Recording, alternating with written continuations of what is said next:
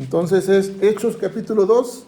Vamos a leer de los versículos 37 al versículo 42. Amén. Si nos ponemos de pie conforme lo vamos encontrando para que podamos tener este tiempo de lectura bíblica. La palabra de Dios dice así, juntos.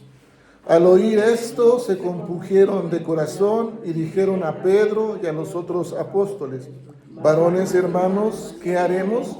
Pedro les dijo: arrepentíos y bautícese cada uno de vosotros en el nombre de Jesucristo para perdón de los pecados, y recibiréis el don del Espíritu Santo. Porque para vosotros es la promesa, y para vuestros hijos, y para todos los que están lejos, para cuantos el Señor nuestro Dios llamare. Y con otras muchas palabras testificaba y les exhortaba diciendo: sed salvos de esta perversa generación. Así que los que recibieron su palabra fueron bautizados y se añadieron aquel día como 3,000 personas. Y perseveraban en la doctrina de los apóstoles, en la comunión con otros, en el partimiento del pan y en las oraciones. Incline su rostro y oremos al Señor. Amado Dios y Padre eterno, gracias una vez más te damos por la oportunidad que hoy nos presentas y nos das para poder escuchar ahora tu palabra. Señor, queremos rogarte que nuestros corazones permanezcan preparados, dispuestos, receptivos, Señor, para que tu palabra, Señor, no solamente quede guardada y sembrada en cada corazón, sino que seamos invitados, Señor, a poner por obra lo que tú nos has mostrado en tu palabra, nos has revelado. Te ruego que tú uses mis labios, Señor, que sean solamente tu palabra, lo que salga de mis labios, de mi boca, Señor, solamente palabra tuya. Que tu Espíritu Santo me guíe y me instruya para que sea palabra tuya la que sea expuesta en esta hora. Y tu Espíritu Santo nos ministre con tu palabra, con el poder de tu palabra, Señor. Te lo pedimos en Cristo Jesús, nuestro Señor y Salvador. Amén. Amén. Tomen su lugar, hermanos. Vamos a tener un tiempo para meditar sobre la palabra de nuestro Dios. Como hemos dicho, nosotros estamos viendo ya lo que es el tema del mover del Espíritu Santo en la iglesia, ¿sí? Una iglesia movida por el Espíritu Santo. Y el domingo pasado vimos un tema. ¿Se acuerdan cuál tema fue el domingo pasado? ¿Qué tema vimos? También habla del Espíritu Santo, es una guía. A ver, hermanas, ¿cuál fue el tema del domingo pasado? Porque sí estoy viendo que todos los que están aquí sí vinieron el domingo pasado, ¿no? A ver, ¿cuál fue el tema del domingo pasado, hermanos? ¿Quién quiere ir? ¿Van a ir al aniversario de la iglesia, hermanos? ¿Sí? Templo del Espíritu Santo. Mi hermana Ruth le salvó, porque le dijeron: vamos a esperar aquí hasta que alguien se acuerde, ¿no es cierto? Hermanas, fue el templo del Espíritu Santo y vimos que nuestros cuerpos son ¿qué? Templo del Espíritu Santo, ¿sí? Por tanto debemos de cuidarlos. Y Pablo escribe a Timoteo y dice también que tenemos que alimentarnos y nutrirlos, ¿sí? Con la palabra de ¿quién? De Dios. Ahora este tema se llama el Espíritu Santo presente en la iglesia de hoy, ¿sí? Ese es el tema de esta mañana. Y lo que hemos leído en este tiempo, ¿cuántos lo hemos leído ya? ¿Cuántas veces han leído este texto de la iglesia primitiva? Hechos 2, del 37 al 42, nos narra cómo comienza la iglesia, cómo nace la iglesia en Antioquía, ¿sí? Sin embargo, también podemos ver que desde el primer versículo del capítulo 2, que hay un evento muy especial y significativo, que hoy muchos de nosotros como iglesia cristiana a veces olvidamos, tan solo en fechas, como también en tomarlo en cuenta. Por ejemplo, en fechas solemos festejar. ¿Qué viene hoy? A ver, viene en este mes, que es marzo. ¿Qué festejaron? ¿Qué festejaban apenas hace unos días? ¿O conmemoraron? Bueno, no festejaron, ¿conmemoraron qué? ¿Qué fue? La Semana Mayor para nosotros. No, el Día de la Mujer. El Día de la Mujer, dicen por ahí, ¿no? Después viene... ¿Mande? La primavera, ¿no? Luego en abril, ¿qué festeja el mundo? ¿Qué festeja en abril? El Día del Niño. Y luego en mayo, mamás. Y luego en junio, bueno, qué bueno que sí se acordaron. Y solemos festejar esos momentos. Pero cuando en mayo ponemos más énfasis al Día de la Mamá, ¿sí? Y no porque no se pueda, claro se puede hacer, pero en ese mes de mayo aproximadamente sucede y se conmemora el día de Pentecostés, ¿sí? Ahora, hermanos,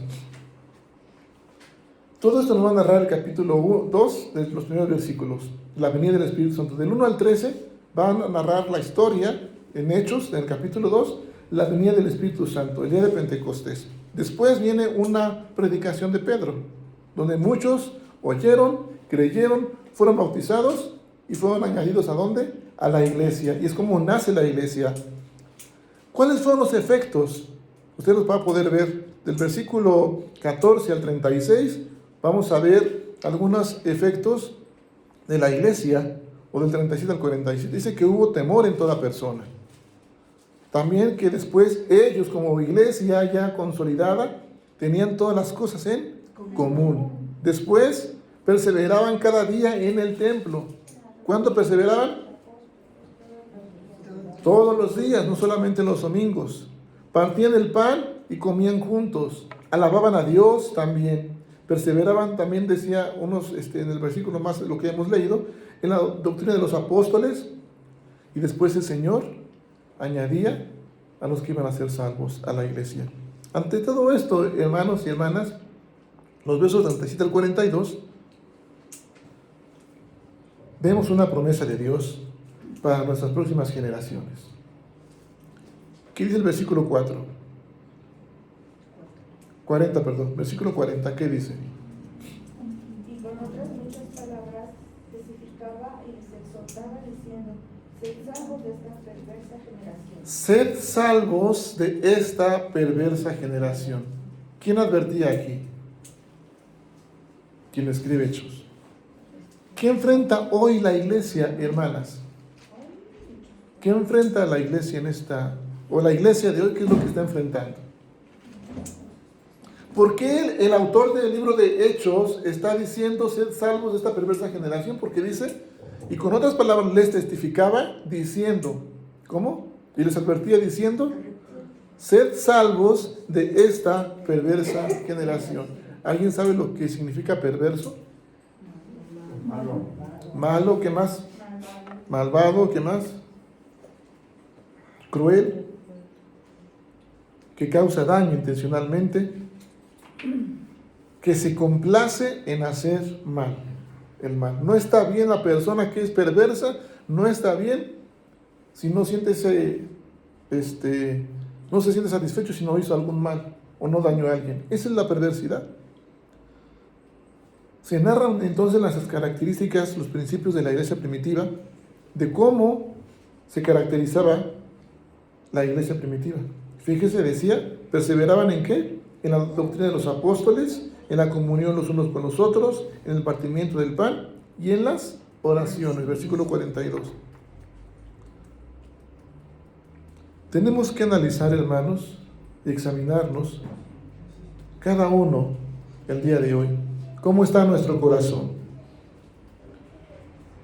¿Qué es lo que está caracterizando hoy a la iglesia? Si pudiéramos hoy poner por lo menos 3 características a la iglesia de hoy, ¿cuál sería? ¿O cuáles serían, hermanas? 3 características. ¿Cómo identificamos a la iglesia hoy día? A la iglesia actual. ¿Doctrina? ¿Cuál? A veces nos guiamos por fábulas, por palabras motivacionales. ¿Comunión? ¿O solamente buscamos lo suyo, lo nuestro? Cada uno busca lo que, lo suyo propio, nada más. ¿Partimiento del pan? ¿O hay egoísmo o hay egocentrismo? ¿Oración? ¿O malos hábitos? Otros hábitos que suplen los tiempos de oración. La iglesia está enferma, hermanos, generalmente. Tenemos que recordar que la iglesia está enferma y ¿sabe lo más triste? Que está a punto de morir. Tibieza, frialdad, han dejado su primer amor. Hermanos, somos un cuerpo, amén. Somos el mismo cuerpo y somos todos miembros de ese mismo cuerpo, el cual la cabeza es ¿quién? Cristo Jesús. Él es el jefe supremo y cabeza de la iglesia. Y es aquí donde debe de iniciar todo, hermanos, en nosotros como miembros. En ocasiones seguimos mostrando nuestra perversidad.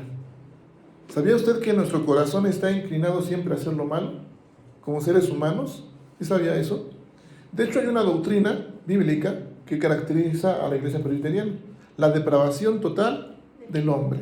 ¿Qué quiere decir esto? Que el hombre siempre va a estar inclinado a hacer el mal. Nuestro ser siempre va a estar inclinado a hacer lo malo. Pero a veces, ¿sabe qué? Que abusamos de esa libertad o de esa inclinación a hacer lo malo, o nos justificamos. Podemos, hermanos, cuando dice la Escritura, ser salvos de esta perversa generación. ¿Qué le transmite? ¿Qué entiende usted en esas palabras? Ser salvos de esta perversa generación. ¿A cuál generación se refiere el autor de Hechos? Obviamente en la vida de la época, a esa época. Pero si ya lo transportáramos al día de hoy, ¿a qué generación se referiría el autor de Hechos? ¿A qué generación? ¿A los de afuera? ¿A aquellos que están apenas marchando, digamos, con violencia? ¿Aquellos que conmemoran o festejan la libertad por el orgullo? ¿A esa generación se refiere? ¿O será, hermanos, que nosotros mismos estamos siendo esa perversa generación, cambiando nuestra doctrina por fábulas y palabras motivacionales? Queremos cambiar cuando se nos dice de arrepentimiento, de pecado, de estudio bíblico, y escuchamos por allá también, es que va a haber esta conferencia para ver cómo salir adelante en el matrimonio, cómo salir adelante en cualquier otro ámbito como personas, superación, motivacionales. Cambiamos la palabra de Dios. ¿Por qué? Por esas doctrinas o fábulas. La comunión, hay egoísmo, hay egocentrismo. El partimiento del pan, también seguimos siendo egoístas y cada quien busca lo que le conviene a uno. La oración, los cambiamos ¿por qué? Por malos ¿qué? Hábitos. Nos dañamos, hermanos, dañamos nuestro hogar y afectamos a la iglesia. Ante todo esto, hermanos, a ese nivel personal, familiar también y eclesial, a veces podemos ver muerta nuestra situación. Batallamos y luchamos, hermanos, y vemos que nada cambia. Quiero que usted vea, y bueno, no lo voy a compartir ahorita, solamente recuerde el texto, Ezequiel 37. Si usted lo quiere ver, vea solamente el versículo 3. Yo le voy a compartir. ¿Usted recuerda cuando este profeta Ezequiel recibió una visión por parte de Dios y fue llevado a un lugar? ¿Se acuerda? Ezequiel 37. A un valle donde había huesos. Y había huesos secos. ¿Sí? Los primeros versículos narran cuál era la situación en la que estaba viviendo Ezequiel. Era un valle lleno de huesos, eran muchos cadáveres, no había quedado nada, había muerte. ¿Cuál es la situación, la condición real hoy día, hermanos, de la iglesia? Hoy día. ¿Podemos decir eso? Hay frialdad, hay apatía, hay desinterés. Esto produce tristeza, quizás también produce desesperanza o desolación. Cuando Ezequiel fue llevado a ese lugar seco, era una escena de total desolación. ¿Qué le transmite esa escena? Un valle de huesos secos. ¿Qué le transmite? Tristeza, dolor. Lleno de cadáveres. ¿Qué le transmite? ¿Cómo? Muerte. Exactamente, muerte.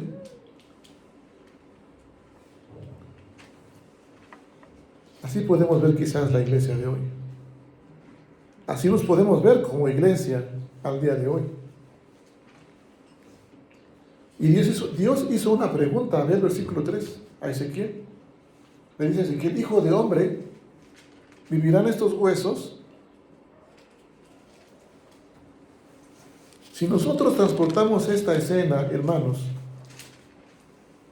pudiéramos escuchar la pregunta de Dios, considerando que la iglesia está en este riesgo, peligro. ¿Vivirá esta iglesia?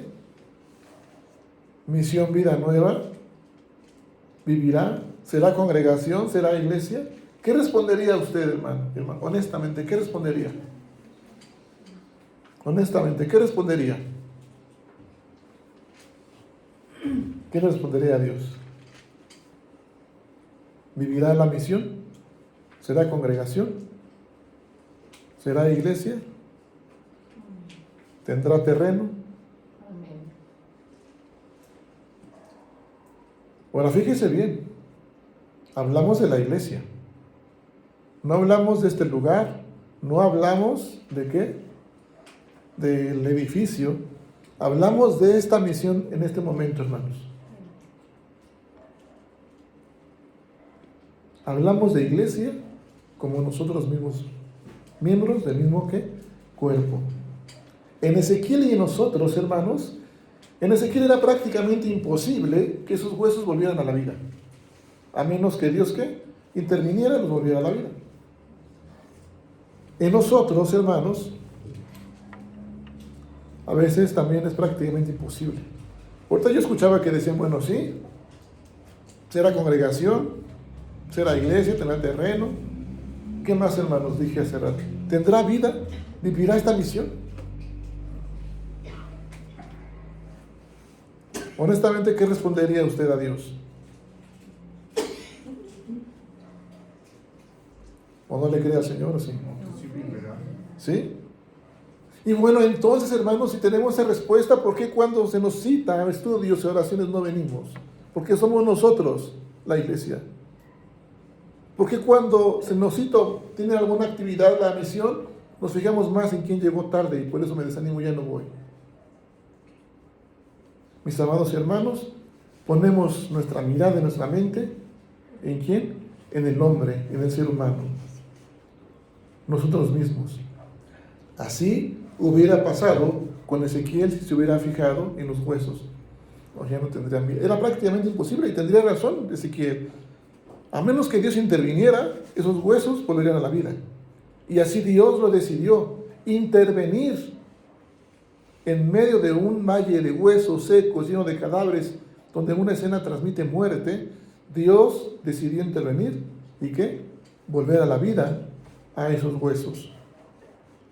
En nosotros mismos es imposible a menos que Dios ¿qué? Intervenga.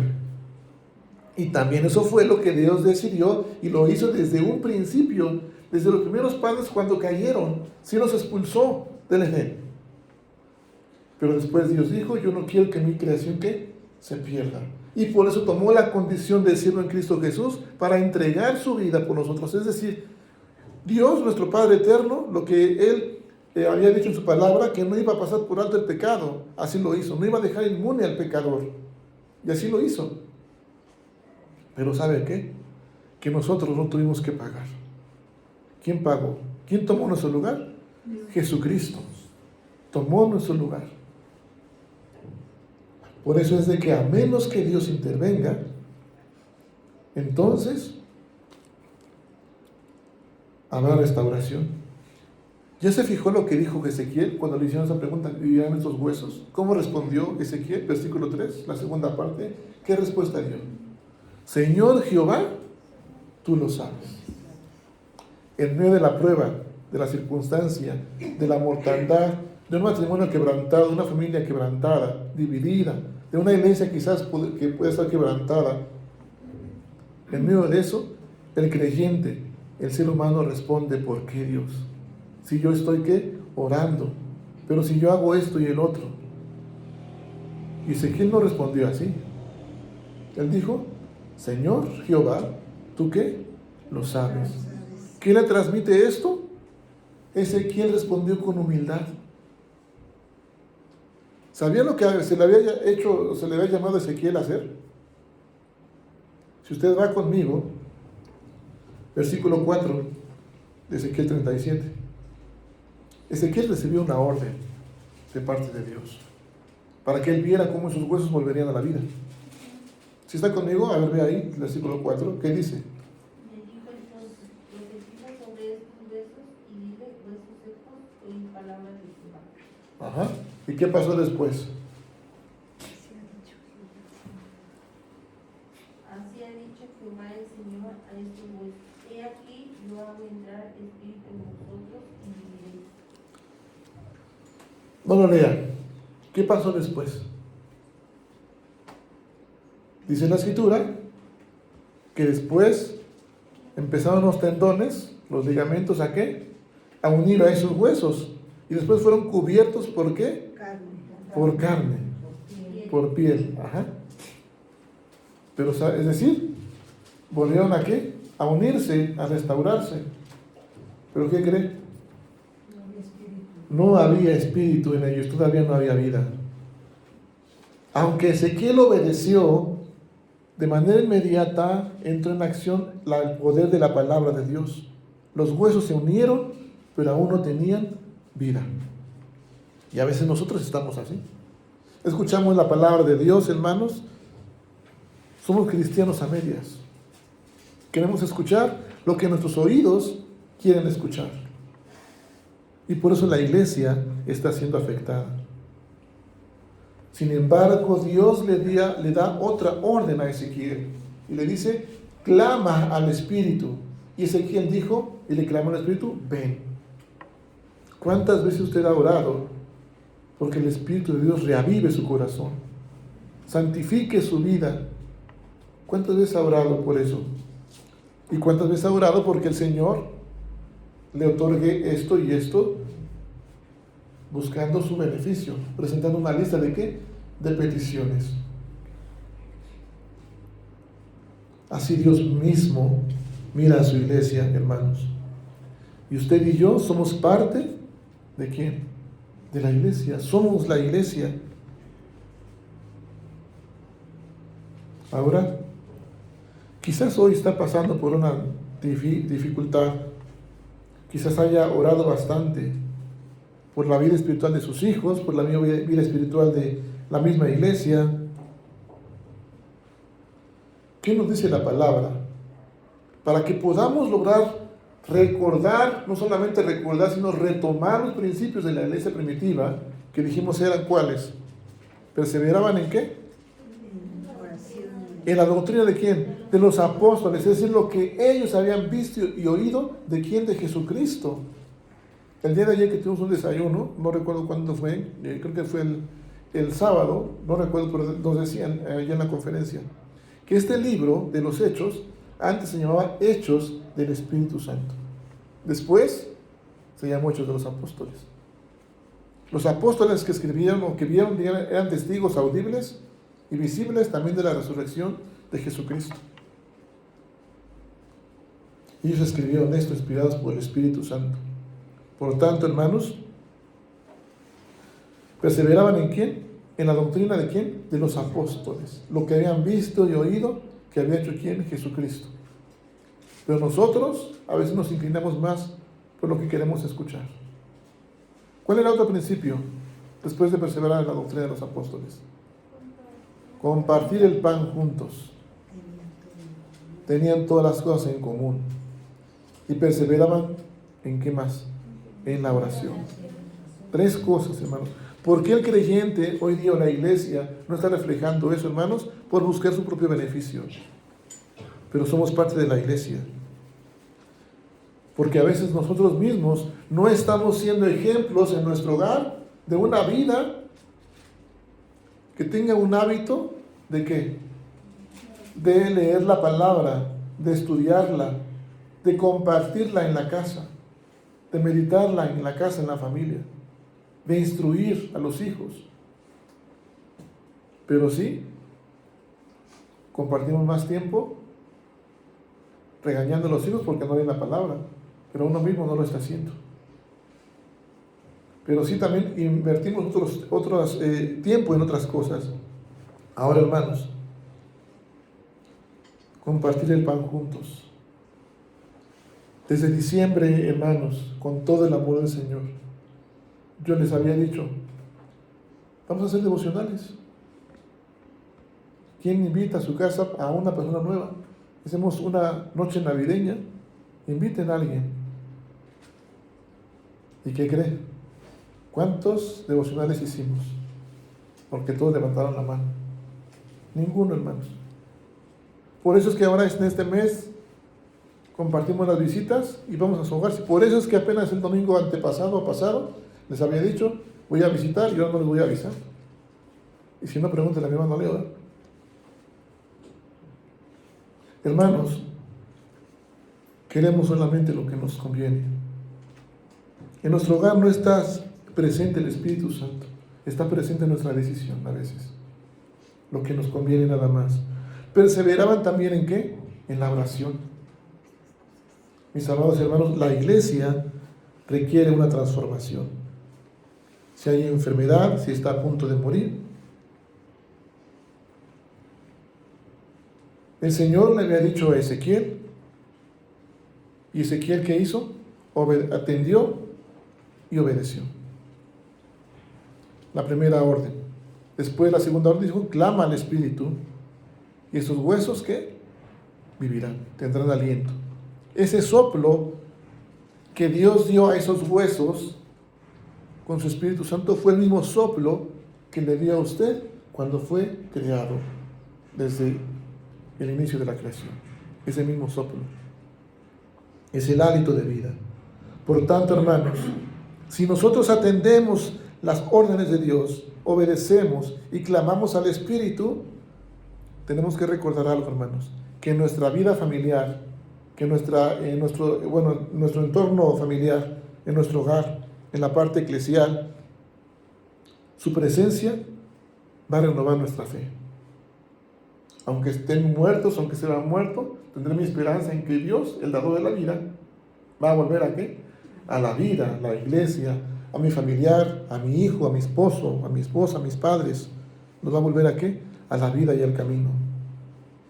Su presencia del Espíritu Santo también va a alentarnos porque hay poder en Dios. Amén, hermanos. Quiero pedirle a usted y termino con esto nada más. Mire a su alrededor todo lo que ha sido creado, pero no por manos humanas. ¿Qué es? Todo lo que no es creado por manos humanas. ¿Qué es, hermanos? ¿Qué podemos decir? Mire a su alrededor. Los árboles, mi hermana Marce. ¿Qué más? A ver, hermanos. Nosotros mismos hemos sido ¿qué? Creados. ¿Ya miró por qué existen las cosas? ¿Quién las creó? Dios. ¿Se imagina cómo lo creó Dios? Todo eso. Bueno, mi hermana ahorita dice, hermoso, dice, qué bueno. ¿Qué más? ¿Cómo lo creó Dios? ¿Cómo lo hizo Dios? ¿Cómo lo creó? Perfecto y con su palabra nada más. Solamente con el poder ¿de qué? De su palabra. Con solo hablar Dios fue creado. Es más, con solo soplar Dios, usted y yo tuvimos ¿qué? Vida. Por tanto, el Espíritu Santo de Dios, ese mismo soplo, ese soplo que Dios dio, ese hálito de vida, ese ruaj en hebreo, va a transformar los corazones. Si usted y yo nos dejamos guiar por ese Espíritu Santo, seremos renovados y transformados. Y por tanto, la iglesia será renovada y será ¿qué? Transformada. Solamente con la presencia del Espíritu Santo en la vida del creyente, entonces la iglesia será ¿qué? Transformada. Por eso es importante que siempre tengamos presente al Espíritu Santo. Yo le voy a pedir, y con esto termino, a que usted se ponga de pie, por favor, y que, entendiendo esto, hermanos y hermanas, yo sé que a lo mejor hay familiares, amistades, vecinos, hay hermanos que hoy día, todavía quizás están con una vida espiritual limitada quizás, porque no han hecho presente en sus corazones al Espíritu Santo. De tal modo que hoy podemos notarlo.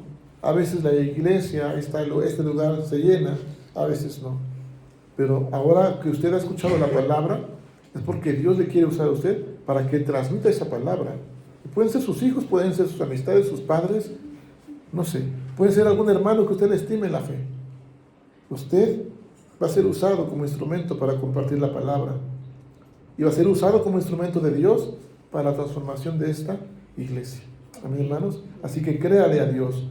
Le puede ahora sí decir el Señor: ¿vivirán estos huesos que hay secos en la misión?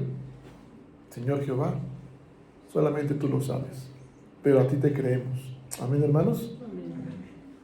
Oremos al Señor y pidamos al Señor que también Él nos cambie, nos renueve, nos transforme. No sea que nosotros mismos estemos siendo esa perversa generación.